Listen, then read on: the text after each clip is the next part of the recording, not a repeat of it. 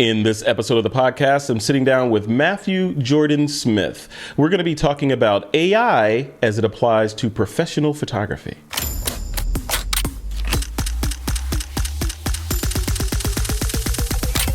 This is TWiP. Welcome back to another episode of the podcast. I am your host, Frederick Van Johnson. You guys are in for a treat today because I get to sit down with a photographer that I have admired for many, many years. I consider him a mentor of sorts. If I could just, switch gears and be him, I would be him. be shooting like he shoots and just living the Matthew Jordan Smith life. But in this conversation, it's not specifically about f-stop, shutter speeds, Nikon, composition, lighting, all the things. We're going to be talking about future stuff. And in this case, it's all about AI or artificial intelligence. And is the coming wave of AI a threat to professional photographers? Is it a tool that pros should embrace moving forward? Or does AI even care what you think about it and is going to evolve and keep evolving regardless of what you or I think? So, Matthew, welcome to the show, man. How are you doing? It's good being here. It's very, very good being here. Thank you for taking the time to talk to me and have me on the show, be back on the show. It's great. Yeah, no, it's always a pleasure. Some people you talk to, you just, you click with and the ideas just start flowing. And that's what happened to us. Inside baseball, we started to record this episode, it was an hour ago, something like that, hour and a half. And we should have recorded that entire conversation. Exactly, you should have, man. We definitely should have. We've been talking about everything from... It was fantastic. But AI, we're talking about AI and business and all that stuff. So this is really good. Thank you for taking the time to do this. Thank you, man. This has been all the way already.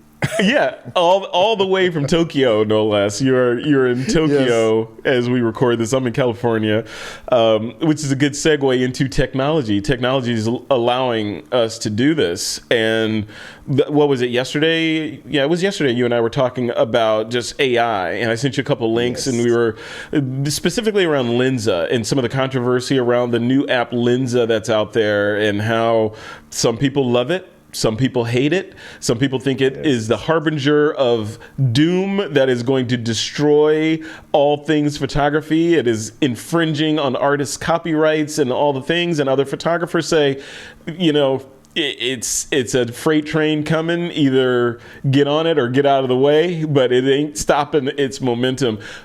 Before we dive into any of that stuff, give us the kind of, for the folks that may not be familiar with Matthew Jordan Smith, what is your elevator pitch? Who are you and what kind of work do you shoot? Aside from, pay no attention to all the magical shots behind him, but tell us about the body of work that you've built over the years and, what makes you qualified to teach people about photography as you do all the time. Well, I've been doing it now for over 35 years, making a living as a photographer. I shoot predominantly celebrity, fashion, and beauty. That's all I've done my entire career. I absolutely love it. I'm based in Tokyo now, started my career in New York. But before COVID, I was going back and forth almost every month between New York, LA, and Tokyo. Since COVID, I've been more here in Japan, but now things have finally opened up and celebrities are coming here. I had some people come over already, been shooting them while they come over, and I see that as being a big new part of my business, shooting celebrities that come to Japan. It's a brand new thing, but I love it. Been doing it for a long time.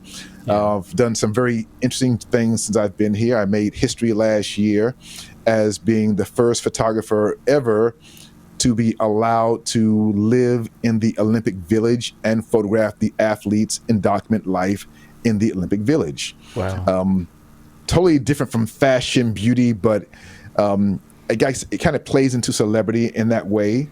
And it was fantastic. It changed my life going to the Olympic Village. It made me actually get back into working out. And since that time, I've dropped like 70 pounds, just like, from working out constantly now that I'm in that space again. So that was kind of cool. That's great, man. That is great. Yeah, I need to follow your lead, and it's starting to see a little. You've always been like slim and trim, so yeah. I was a skinny kid naturally, but as the gravity and age kind of show up, a little inner tube is starting to make an appearance. I got to get on top of, Yeah, it goes. Good thing, that's why I wear a lot of black, and you only see me from the waist up. Down here, I'm like out here. Yeah, let's talk about this AI stuff. In specific, starting with just an overall look at AI and what is Lensa. Yeah, I was telling you yesterday, I was having this conversation a while back with one of the image scientists at Skylum Corporation. And at the end of, how I do at the end of these interviews, I ask, okay, what's next and what's future facing and that sort of thing. And I asked him that question, and this was years ago, maybe 2-3 years ago or more. But I asked him that, and he said, well, in this Ukrainian accent, he goes, in the future, you will be able to type a line of text describing a scene, and the computer will render that scene based on what you wrote. And outwardly, I'm like, wow, that's amazing. Inwardly, though, I was thinking, BS. That's not happening. That's not sci-fi. That's science fiction. Yeah, maybe on the USS Enterprise, you could say, computer, make me a picture of a beach with people on it. Exactly. And now you can do it. I mean, we're in 2022 as we record this, about to step into 23, yes. And these AIs are doing new things every day. Like you and I were talking, from images to masking, like with Adobe and the masking features, the AI masking features they have in there. Text, like that app I shared with you, Writer, doing copy. There was one I just saw earlier today. I forget the name of it. I'll put it in the show notes. But it was another one that put a beautiful user interface on creating virtual art, one block at a time, where you create a block of art, like you describe a scene, like, I don't know, palm tree in the middle of the desert with a panda underneath it or something, and it would render a square with that scene. But then you could take a bounding box and move it to the left or somewhere around it and extend the scene out there by describing something additional. And you just keep doing that until you have this canvas of a quote original art. Now, some people would argue that is that original because it's pulling from source files to do this and do that and all that. So there's that legality that I want to talk about with you. But what do you think about that tech from someone who is you've been shooting forever, and now we have this thing showing up? What do you think? It's funny. I first thought like, wow, this is kind of crazy. But then I went to think back about the beginning of photography. And when the beginning of photography, artists were concerned that, this is going to destroy art, painting, and, what's it going to do? I think we've always had that fear when something new comes out. And I get it. Especially now, there are concerns for sure about privacy. That's one thing for sure. But in terms of going forward, I don't think we can be really afraid to jump on and go deeper into it. Because I think, the genie is out of the bottle here, and it's not going back in. She's not going back in at all. I think that's important to understand as much as we can about it, but to be early adapters. Because what I've seen in the past, it's those who are early adapters who do very well. And I don't want to be left behind. Mm-hmm. I remember the change from film to digital, or the addition to digital. Mm-hmm. And many were afraid to make that leap, and many did not. And they became dinosaurs. And we don't want to be dinosaurs. Yeah. I think, it is exciting to be here and living in this time and see what's possible. Yes, I get it, things being pulled from source files, and maybe that will get, figured out in the wash, but we need to understand it right now and what's available to us and how we can use it to our advantage. It's another tool. Every time another tool comes out, everybody is afraid. I think it's just human nature to be afraid, but then some take it, maybe the people who are younger, take it and see it for all the possibilities and jump on board. Yeah. And I think that too is exciting right now. I get it. Like the first time I saw Lenza, for example, the first instant I'm like, oh, how is this possible? And it was a celebrity who told me about it. And she was here in Japan and she's like, you've got to see this thing. And in the moment, I'm like, okay, yeah, I've got to understand this and turn my pictures into this Lenza type of art. And it was exciting. And I'm not sure if I've ever seen anything take off that fast. I mean, around the globe, I think Lenza kind of has broken the speed limit for catching on, Yeah. In terms of AI, I think, as scary as it is, we can't be scared where we do nothing. Right. Or go back to what we know, because that's the past. You can't ignore it. You can't ignore it. It's like ignoring. It's like ignoring. I smell smoke. Yeah, I see a little light coming out of the closet. I'm just gonna ignore it. It'll probably go away. The writing is on the wall.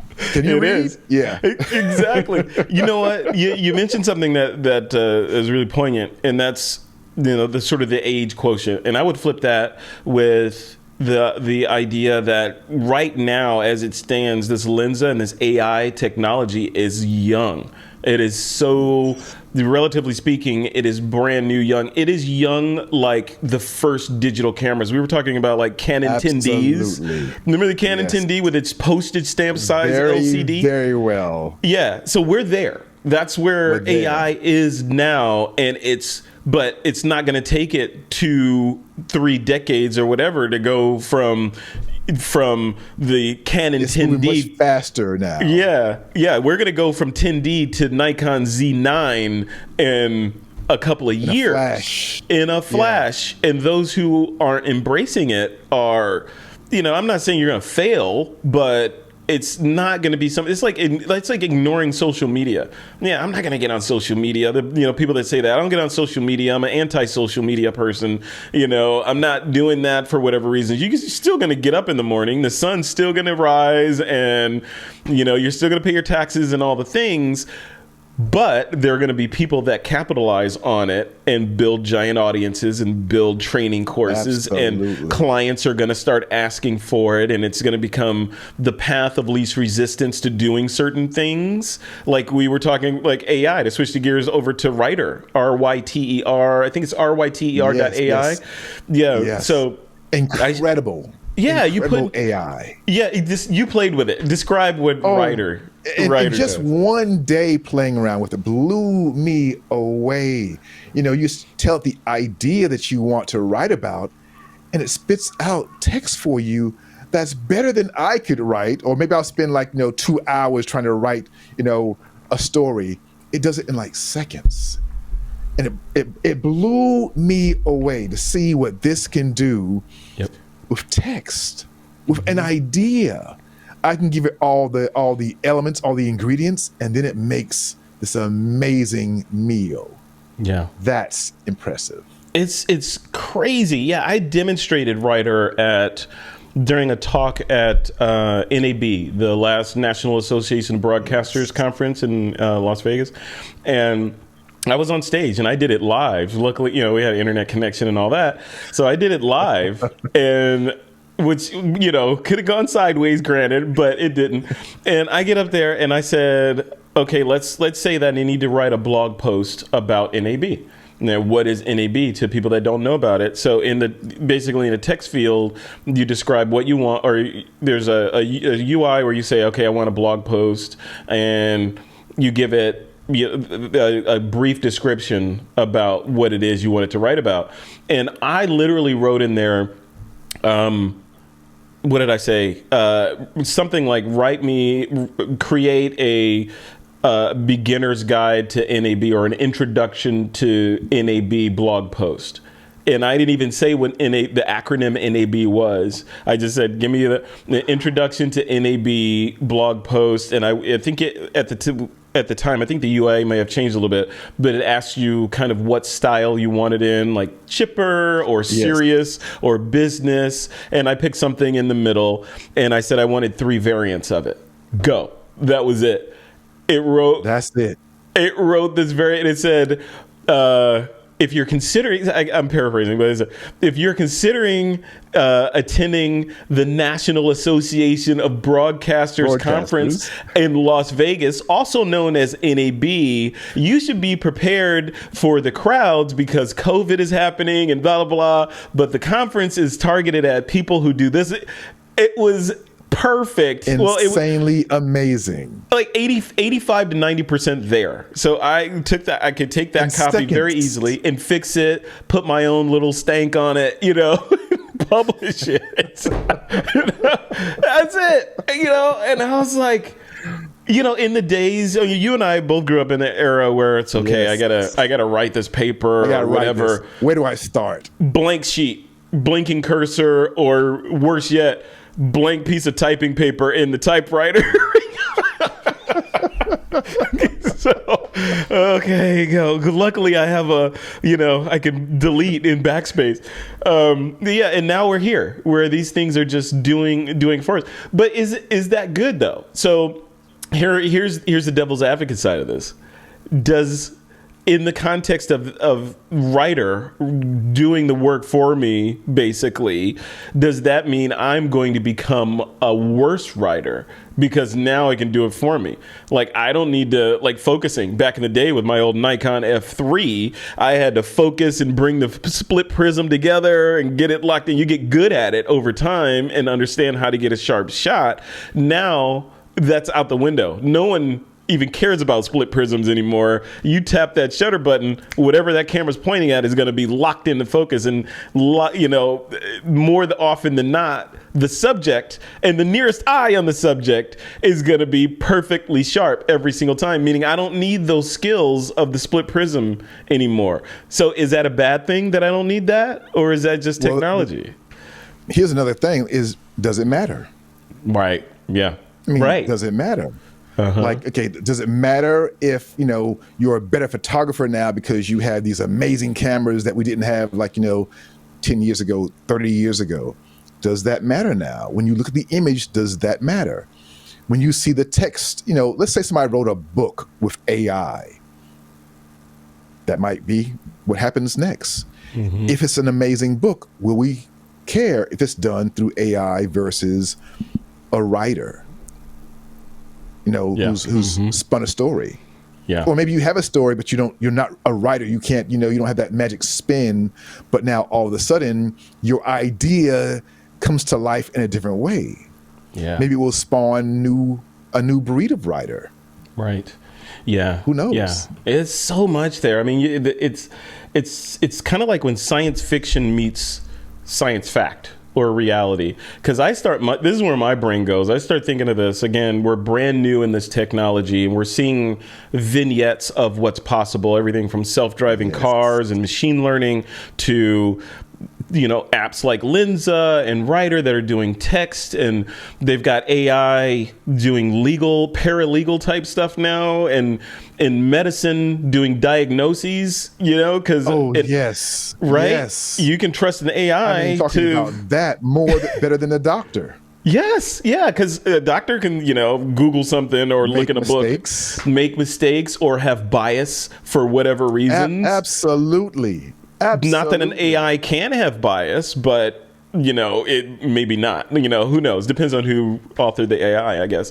But you look at this, and I'm thinking, why or when do we get to a point? And this is the scary part of it. When do we get to a point where humans are an inconvenience in that flow? Like, I want to be diagnosed by an AI doctor. Or what if a client says, you know what, I need a scene or a shot that looks like A, B, and C for this ad campaign I'm looking at, and I don't want a photographer to do it. I want 30 variations from this AI. that will pull it up that then I can choose from. Maybe after that, I'll hire a human to take our selection out of that and refine it. But let's start with artificial intelligence. Or in news gathering, why do we need humans to write the story for the newspaper if you can just feed it the facts, tell it who the audience is and the tone that you want this thing written in, and have it generate the article at a certain exact character count that the editor wants? A really interesting time that we're living in right now. Yeah. And we are at the very beginning of it. So to be here living through this time and see what's possible, it does blow your mind. So I get the fear thing as well, because, I think when anything is brand new, you fear what it could be if it's in the wrong hands. Yeah. Of course. But beyond that fear part, when you think about the possibilities now, it's really incredible.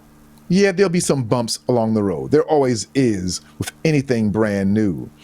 But when you embrace something and then add the thing that makes it special, I don't think that these things are going to kill jobs and kill careers for those who are at the top of the game. Because I believe that the most important part of being a photographer is not so much about the image. After being, a photographer now for 35 plus years, it is about the human connection.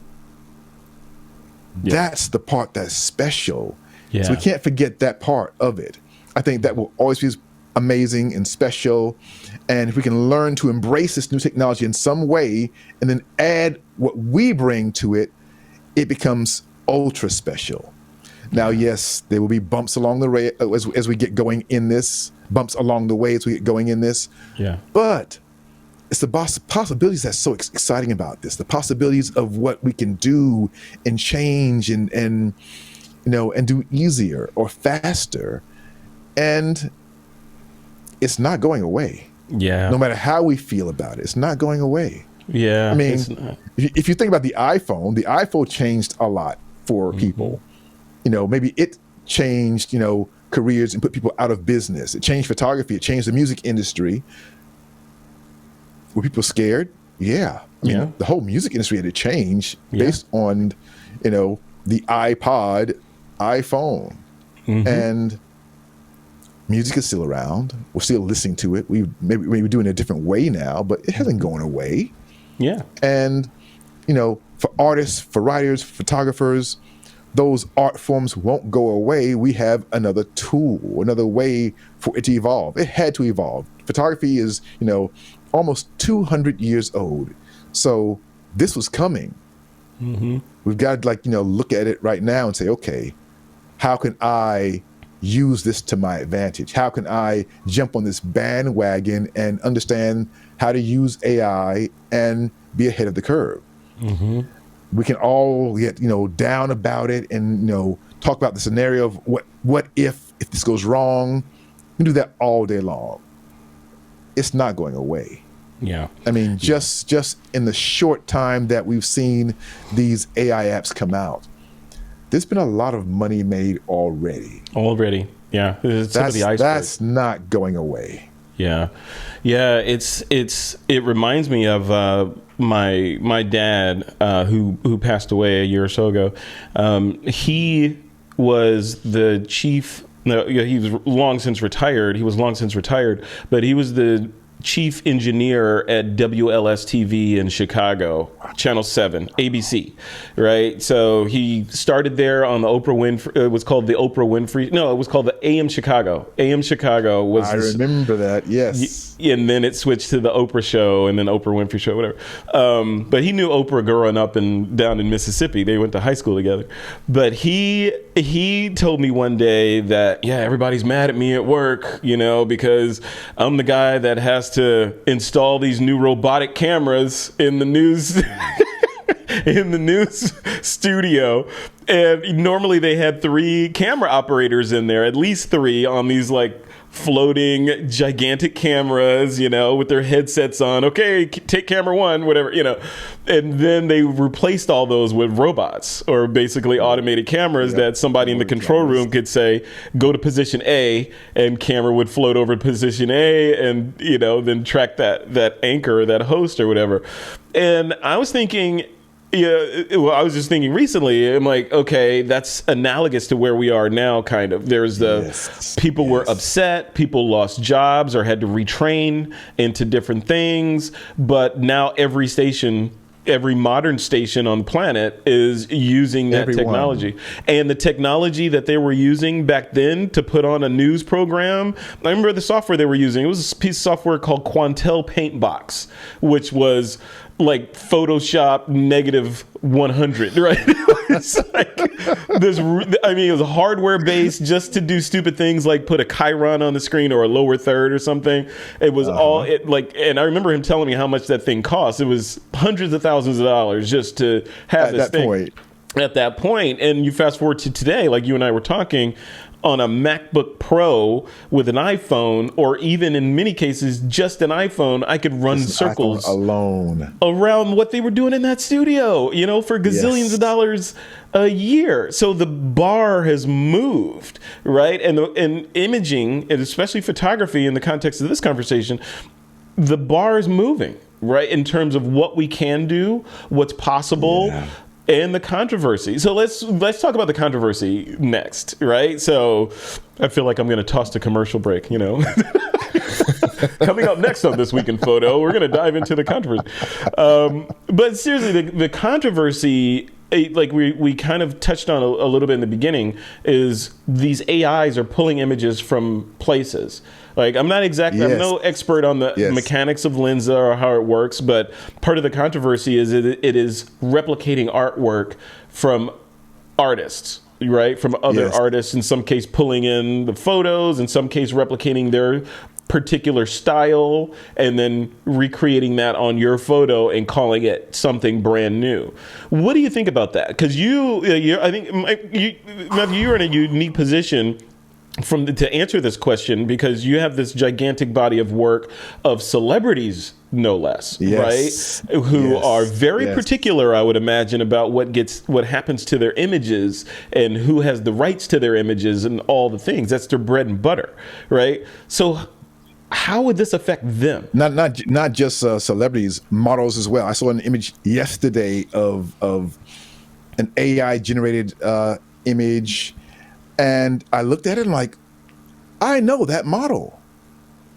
And I look, of course, she's like, in this new look era, otherworldly. But looking at the features of the model, actually, she's behind me right now. I saw the picture. I know her bone structure. I've shot her millions of times. I'm like, that's my friend. I know her, the girl here on the left here. I'm like, I knew right away by looking at her face and the structure that behind all that AI, in some way she's in there. It did feel a little weird for me, and thinking about it, and who knows what's going to happen. It's going to be a lot of talk about copyright in the future, for sure. I mean, it is scary, and I don't know where it's going to go. Yes, it is pulling images from what AI finds out there. Yeah. There are a lot of pictures of celebrities, of course, out there, of the more famous models that are out there as well. It's going to be a very interesting road for people who are the actual creators of the work, the photographers, and for the subjects as well. It's going to be very interesting to see where this goes for all of us. Yeah. Rights, usage, all of that, fair usage. It's like the book is being rewritten right before us. And there's no laws out there for this because it's brand new. Yeah. I think that will change too. I think there will be some kind of legislation, I hope, to bring this under control. I think about, the use of drones at first, before, anybody could, have a drone and fly it anywhere. But even that's changed. You can't fly a drone anywhere in Japan today, or anywhere over an airport. But in the very beginning, you could, anywhere you wanted to. Yeah. It has to go through this iteration of change that we are about to go through, and figure it all out. We're all figuring it all out as we go. And this is going to happen fast. That's the thing, though. It is going to happen fast, and is happening fast, and that's a great example, like the drone technology, for two reasons. Number one, one thing is scary, and that's eventually the FAA got around to, and other governments around the world got around to saying, oh, okay, we got to do something about these things, and put some gates around them because they're flying and they're interrupting firefighting efforts, and people are landing White on House, the White House lawn. Okay. So we need some. So that was like okay, let's stop messing around and put some legislation. But that took 10 years. It's 7 to 10 years to do that. Yes. AI is moving. AI is evolving lifetimes in days right now. So how do you put laws around something that is constantly redefining itself and growing? Like before we started recording, I used the analogy of, you trip and spill a box full of assorted gardening flower seeds in your front yard, but they hyper grow, but they're growing, and now you got a slow gardener that's, I could be over there maybe in 2 weeks, but you got these. By the time it gets there, it's the Amazon. Yeah, where's the house? It's completely covered. So that's the first thing: the speed of legislation or regulation around this stuff. And can you even put this in a box? Can you even, because it's global, and I don't think you can. You would need a global cooperation and coordination and all that, almost like crypto, right? To put this thing. I was about to say crypto, like the same thing. It's moving too fast. Yeah. How do you reel it in? Right. Again, it's going to be a very interesting ride. I'm curious at the December 2023. What's it going to look like? Mm-hmm. Because that's how fast things are moving. Yeah. I remember going to hear the CTO at the time of Microsoft speak, and he was talking about the last 50 years of technology and where we've grown in 50 years. And he said, the next 5 years is going to move faster than the last 50. And he is right. Yeah. He was right in that statement, because you look about the last few years like, oh my God. Mm-hmm. I mean, it's moving extremely fast. And maybe, the way we make laws is outdated because it can't keep up with the pace of technology and the way it moves. It's going to be a very interesting ride to see where we are and how it goes. Yeah. You look at, speaking of the speed of technology, and how when a technology is developed, that technology has the ability to open the doors to other technologies that we didn't even know we needed or wanted, like drones, right? So we talked about this, like you've got, when Apple came out with the iPhones, they popularized, I don't know if they invented any of this stuff, but they popularized the whole accelerometer in phones, so it knows its orientation, the compass, so it knows where it's pointing, the altimeter, so it knows how high it is, all these things. All this stuff. Pioneered touchscreens and capacitive all these things were, these are individual amazing technologies that came together to give us this thing, which then born other technologies like Facebook and Uber and, all these other things that we wouldn't have had we not had these always on connected GPS enabled devices. Exactly. Drones, Google Maps. I mean, imagine Maps. All of it. We still be on MapQuest. Remember MapQuest? Yes, I remember very, very well. Here I am. I live in Japan now. Yeah. I remember the first time I came to Japan back in 1999, and I don't know how I got around back then. I can't remember. I'm like, how did I find anything without a phone before? Was I using maps? And the maps were in Japanese. I couldn't do that. How did I get around in Japan before? Now it's super easy. I don't care where I am in the world. I don't need a map. I can just, plug it into my phone and get there. I went to every state in America based on my phone, just plugging it in. I want to go here. I'm going to drive there. I went to all 50 states that way. Wow. That's awesome. Yeah. I'll tell you. That was 5 years ago. I was in Japan. I was stationed in Japan in 1989 as a combat photojournalist. So I was there from 89 to 91. No internet, of course. How do you want to know my secret to getting around Tokyo and finding my way around? How was that? Japanese girlfriend. That was my Google Maps. I think that's probably what I did also to get around. That was my map. That was my universal translator. That was everything. Yeah. The only way to get around back then. Yeah. Oh man. Yeah. And on that analogy with drones, right, and how drones were born of iPhone technology, right, or they were, right, because now drones use accelerometers and the digital compass and the altimeter. All these things are in drones largely because drones they're not new. The RC radio control hobby has been around forever. My brother used to build RC airplanes in the basement when I was a little, crumb snatching kid.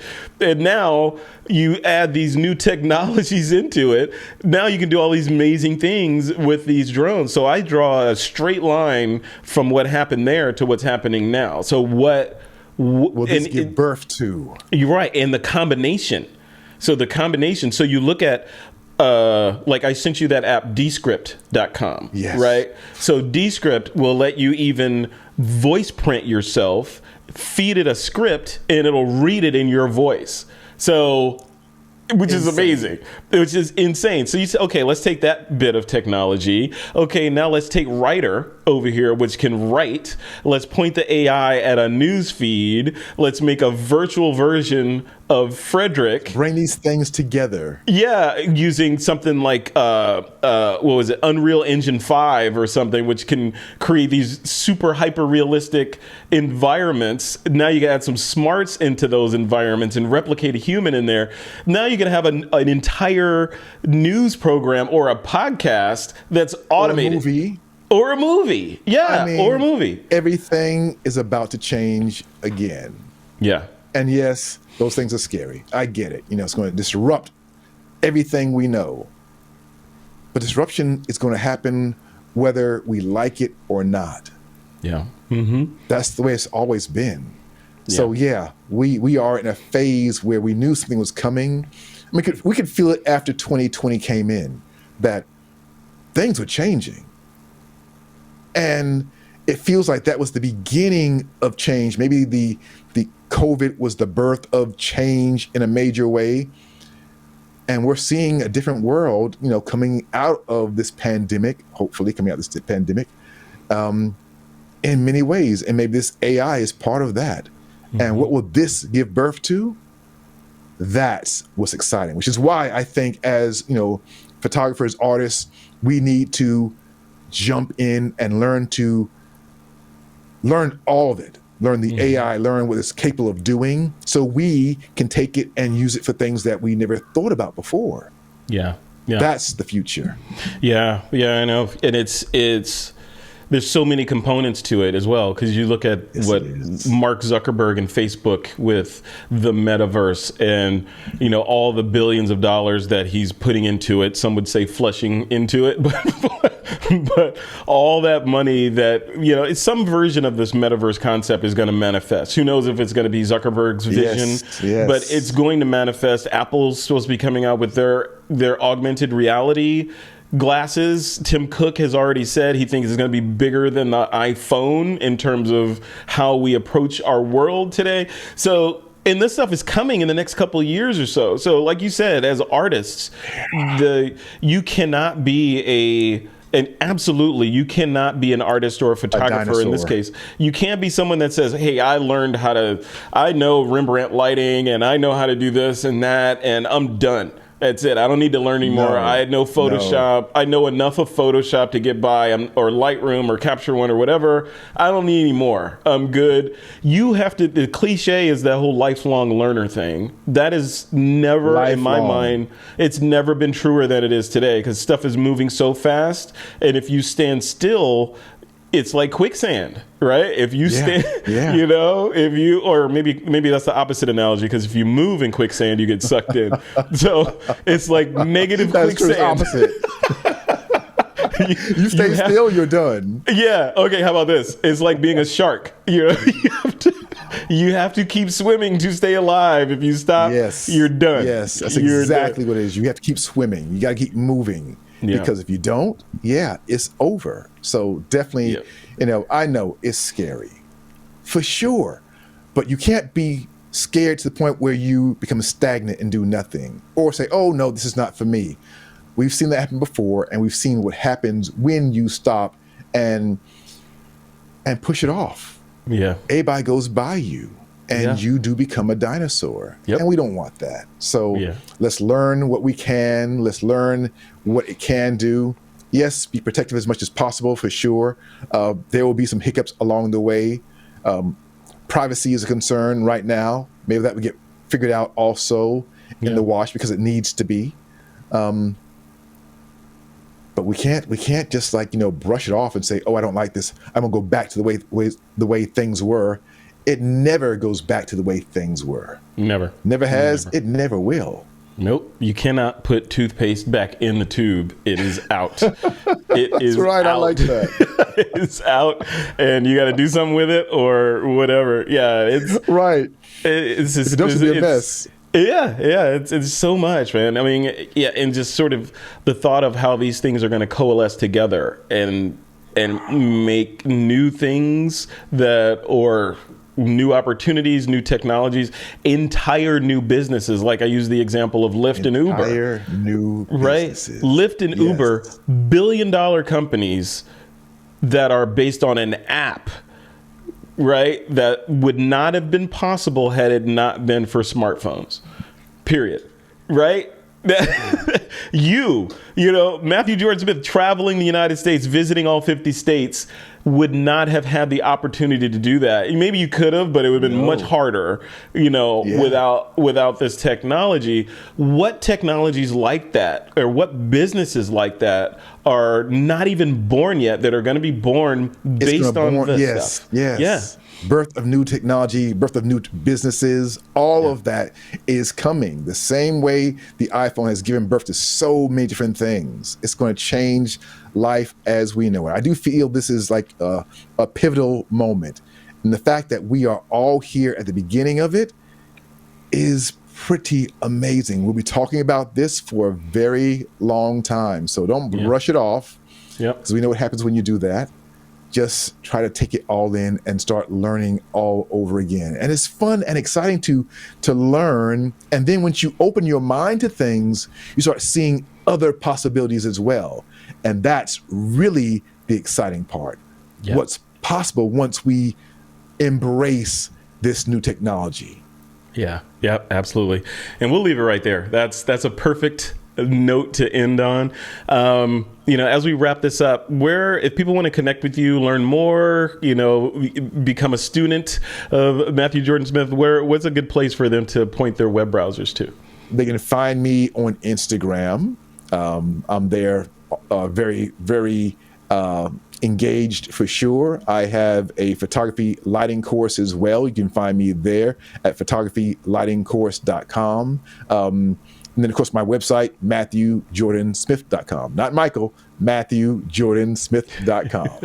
Yeah, even I'm guilty of that, right? Just like how many people on the planet do you know with the first initial M and Jordan Smith as the last name? So you. I got a funny story. I received an award this year, and they made the trophy and they shipped it from the States to Japan, and it arrived with the wrong name on it. And I'm like, first I'm like, oh wow, this is so beautiful. And I'm like, who is that? Was it Michael Jordan Smith on there? It was? Yes.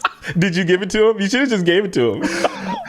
They said keep it, and I just threw it in the trash. I'm like, what can I do with this? This person doesn't exist. And then, of course, they sent me the right one, but. Oh man, yeah. See, I'm lucky to have a boring name, Fred Johnson. There are no other Fred Johnsons in the world. Fred Johnson not is boring like at all. Not boring John at all, Doe, John Smith, Jose Rodriguez or something. That's Fred Johnson right there. This is the most common name. Smith. I'm a Smith, so I need to have Matthew Jordan Smith. That's right. Yeah, that's why I go with Frederick Van Johnson because I'm a Johnson. Right. So, there you are. Absolutely. Same thing. Johnson Smith. You got it. How generic can you get?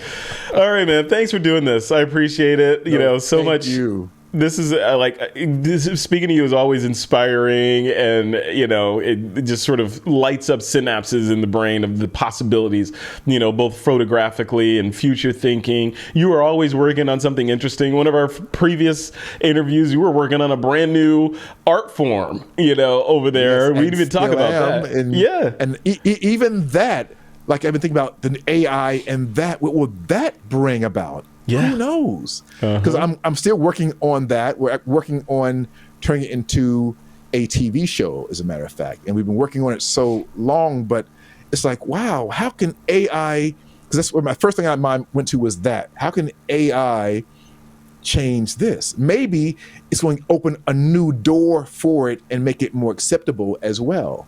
Yeah. That's what's exciting. The things that we've never seen before that didn't have a place or an avenue to go through that now have, like the iPhone, has opened up doors. This new technology, too, is opening up doors to things that we didn't even imagine before. This is why it's so important to embrace new technology and see it beyond what we can see. Think about what's not possible, that this now makes possible, and how we can use that to our advantage to thrive more than we did before. Yeah, absolutely. Absolutely. Yeah, we're definitely have to continue this conversation because the technology, as we've discussed here, is evolving rapidly and new tools are showing up every day that are doing different things. So as things show up and different things sort of reveal themselves, you and I will have to jump back in here and do a what's up with AI. Another episode of What's Up with AI. It should be a whole podcast of just, I love that. I love that. Yeah, This Week in AI. Bring it on. This Week in AI. Yeah. Well, it's a thing. Today in AI. I like that. Today in AI. Today in AI, because it's moving so fast. Yeah, Ty. Oh, look at that. Ty. There's something cool. There. Wow. All right. Yeah. All right. Cool, man. We'll leave it right there. First. Yeah, absolutely. What time is it there in Tokyo right now? As we record this, it's 4 p.m. 9:15 in the morning, my time. Oh wow, you are an early riser. That's what time I normally get up. It's the time I should get up. Actually, no. I should be I'm only coming back from the gym around this time. So. Oh wow, yeah, good. Yeah, I got to shift that schedule. All right, man. Thank you so much. Thank you, brother. Appreciate it. It's been a pleasure. Absolutely. Anytime. We will continue this in the future. But until then, take care of yourself. And we'll be in touch. I have some links to send you. I'll send those over, and we'll continue the conversation virtually.